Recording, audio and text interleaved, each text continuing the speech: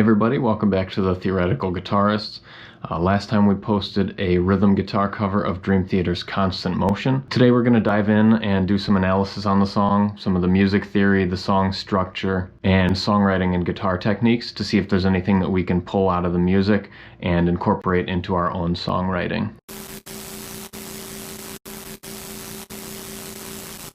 Constant Motion is from Dream Theater's 9th studio album, Systematic Chaos, which was released in 2007. When it was released, Systematic Chaos was kind of a divisive album amongst Dream Theater fans.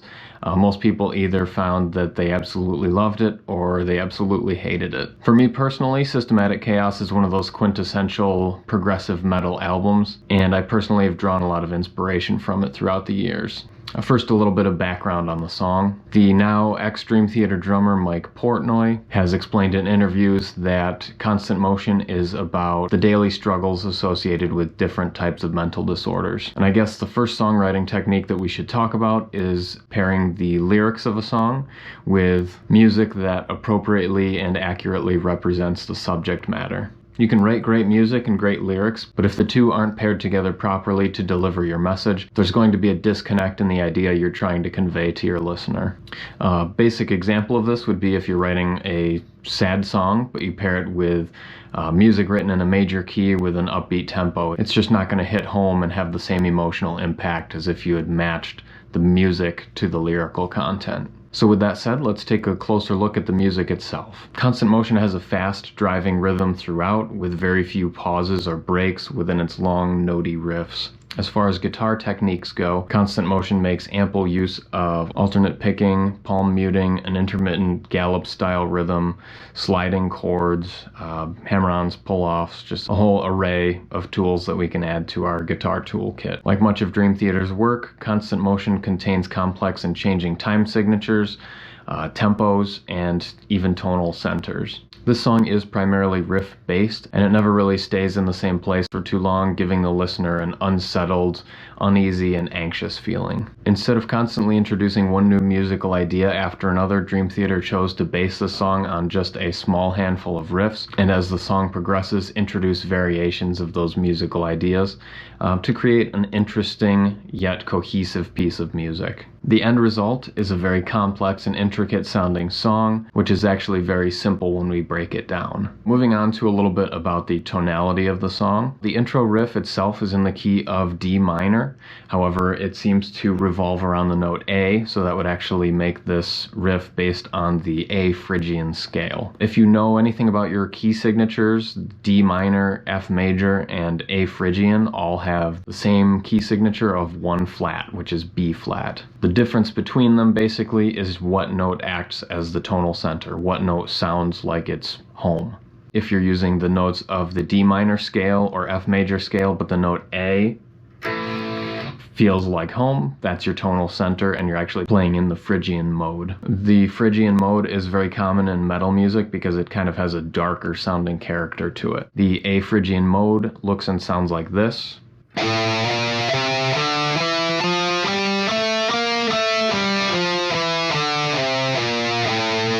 One of the most important things to listen for with the Phrygian mode is that flat second. That's really what it gives it kind of this dark character. We'll see in a couple minutes that as the song progresses, the tonal center actually changes numerous times, but it always seems to be based around that Phrygian scale. The time signatures in our intro riff and the rest of the song are kind of all over the place. We have measures of 10/8, we have measures of 12/8, 15/8, 17/8, and then quite a good chunk of the song in 4/4. The more wacky time signatures are kind of limited to the intros and outros, while the verses and chorus are primarily in 4/4. One of Dream Theater's approaches to writing in complex time signatures is to take measures of 7/8, 10/8, 12/8, whatever you have, and just to kind of fill up the bar with eighth notes. And you can see an example of this in just the first 4 bars of Constant Motion.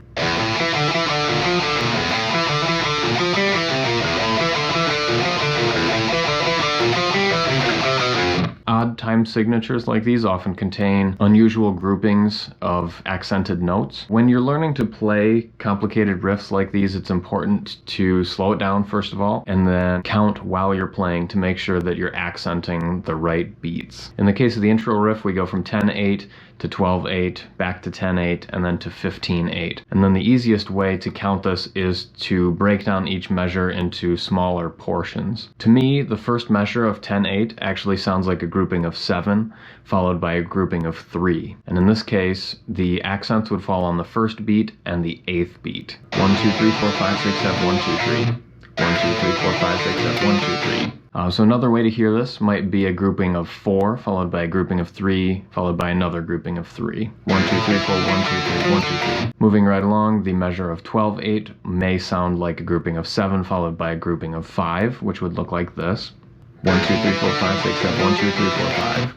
1, 2, 3, 4, 5, 6, 7, 1, 2, 3, 4, 5. So you could also hear it as a grouping of 4, followed by a grouping of 3, followed by a grouping of 5. 1, 2, 3, 4, 1, 2, 3, 1, 2, 3, 4, 5. By breaking things down in this way, it really simplifies what could otherwise be a very difficult time signature to play in.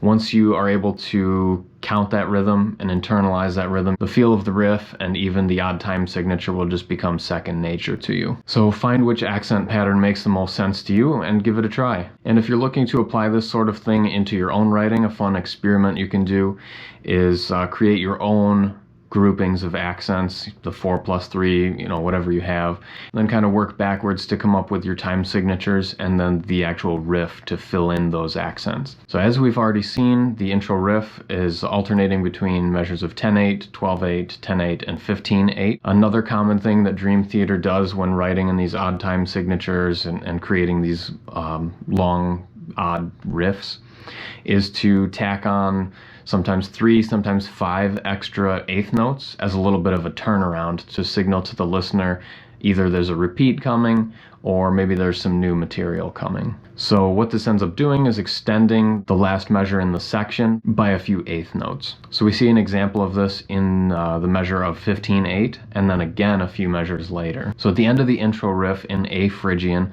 we also get to a measure of 17-8, which is basically the measure of 15-8 with that little turnaround tacked onto the end. And this additional turnaround serves an important purpose. We see the introduction of the note B natural, which is actually the start of a modulation to a different tonal center. That B natural is introduced in the turnaround of the 17-8 measure, and it looks and sounds like this.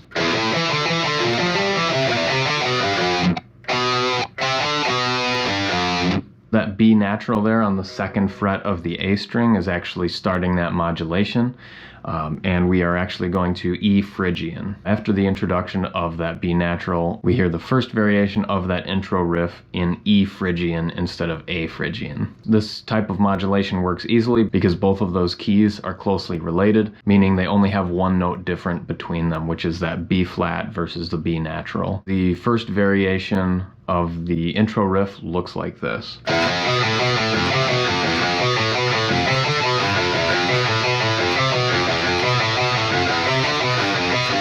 After that extended turnaround on the E Phrygian riff, we arrive at what ends up being the main verse riff of the song.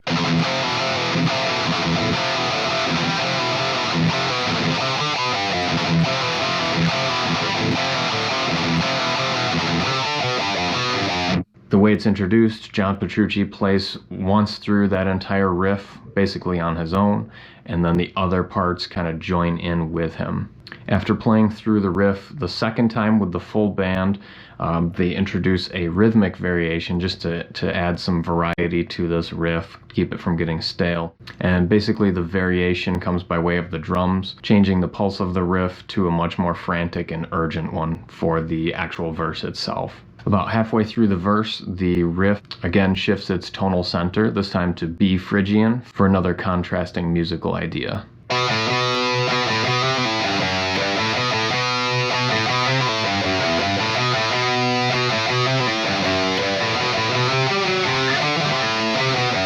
After that contrasting idea in B Phrygian, we shift back to E Phrygian for a second variation on that main intro riff.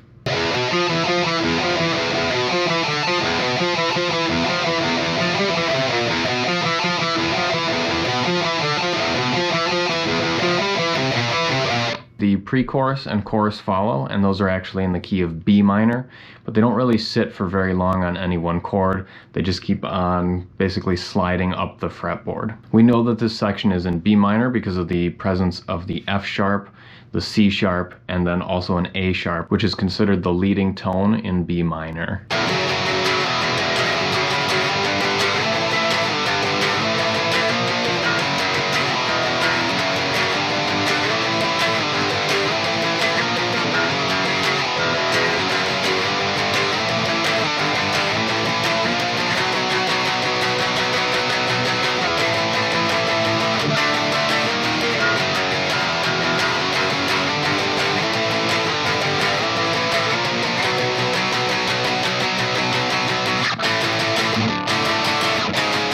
That's pretty much it for the chorus. After the chorus, we arrive at another couple variations of the verse riff. The main rhythmic motives and tonal center from the original verse riff are still present, kind of reminding the listener of the earlier material, but presenting it in a slightly different way, a little bit more stripped down, a little bit more simple.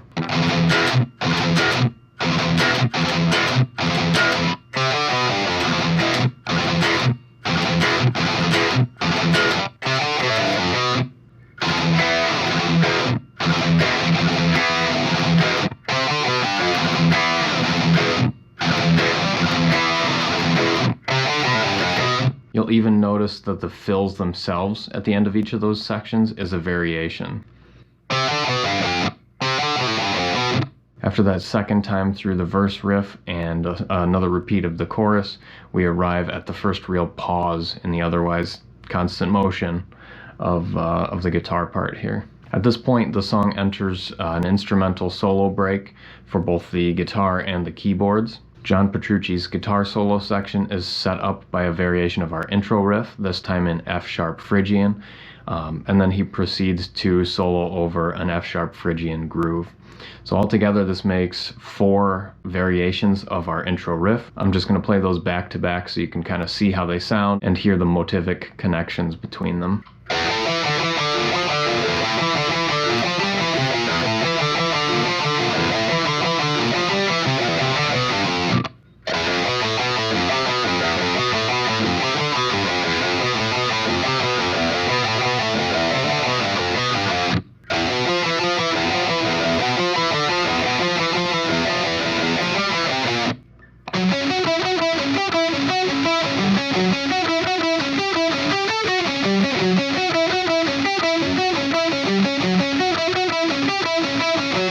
After John Petrucci's guitar solo, the rhythm guitar resumes playing the verse riff, which Jordan Rudess begins to solo over on the keyboards.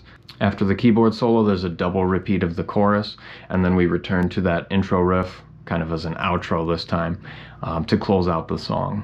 I mean, as far as the rhythm guitar goes, that's pretty much it. Constant Motion is a great example of how a very intricate and complex sounding song can really be very simple at heart. If we incorporate these same types of riff variations, transpositions, key or time signature, tonal center shifts into our own writing, we can create our own very cohesive yet complex sounding songs just using a limited amount of musical material. If you enjoyed this video, please remember to hit the like button, subscribe to the channel for more content, and if there's anything in particular you want to see us cover or talk about, leave something in the comments below for us. Thanks for watching.